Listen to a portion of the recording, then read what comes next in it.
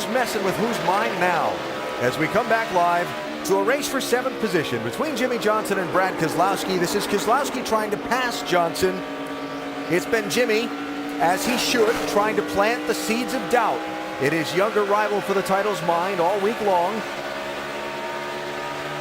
Jimmie's not going to wreck him or do anything like that, but in this scenario where the 2 cars down at the bottom and Jimmie crowds him a little bit, make him get in that corner a little harder, so make him make a mistake without ever touching him. On the other side of the coin, if you're Brad, and you know this guy's got to beat you by a bunch, and you're right there in his mirror, right through his inside door. He's not going to fall for the bait. You can see right there. He made a little run at him, showed him the left front, or showed him the fender there. He just dropped back behind him. Hey, I'm here. Yeah, I'm right here. This is a great battle. These guys have battled all year throughout this chase. Had great racing, but I just felt like that there was that little bit of cushion right there. You could get over that cushion if you weren't careful.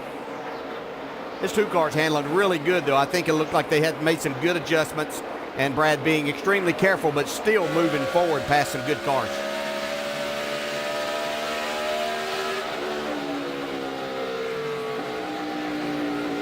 Jimmie Johnson said during NASCAR Countdown when he visited the pit studio live that, you know, he can't do anything foolish. So expecting Jimmie to take any kind of a risk there, it's too early in the race. He can't, you know, there's a difference between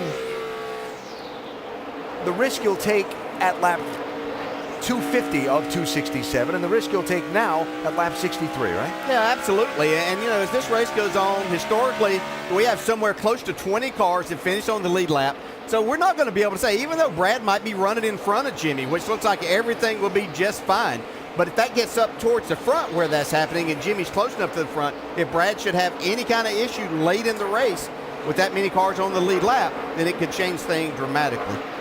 And Jimmie Johnson really liked the adjustments they made on the pit stop. He went out on the radio and said, guys, we have got ourselves a race car. He promptly then blew by the 2 car. And 2 laps later, he heard this on the radio. Just settle in here, bud. Don't sweat it. We do need to try to back off the brake a little bit, man. He's using a lot of brakes. So he backed off on the brakes. He pulled back and let the 2 car go by. And right now, he's very content to ride there and give Brad K a rear view mirror full of a 5-time champion.